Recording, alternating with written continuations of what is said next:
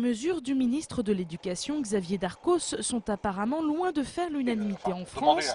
Il en va de même dans notre département. Aujourd'hui, une dizaine d'enseignants et de directeurs du primaire étaient convoqués à l'inspection d'académie d'Angers.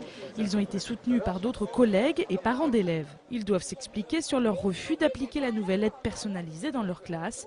Ce ne sont plus les encadrants spécialisés qui doivent appliquer ce soutien, mais les enseignants eux-mêmes. Nous considérons que ces mesures, elles ont pour objectif de supprimer, de justifier la suppression des 3000 postes de réseau d'aide cette année, et puis 3000 l'an prochain et 3000 encore l'année suivante. C'est même d'ailleurs le premier volet de cette suppression de postes, c'est-à-dire de montrer qu'on peut prendre en charge la difficulté des élèves sans avoir besoin de personnel spécialisé.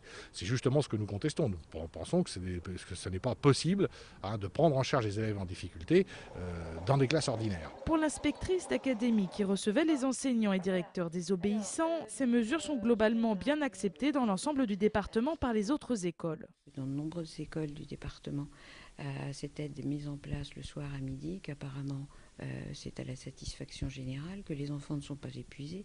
Ceci dit, c'est sans doute une vraie question. De cela aussi, je veux parler avec eux. Les enseignants et directeurs ont été reçus en groupe par l'inspectrice d'académie pour ce qu'elle appelle un recalage de leur mission.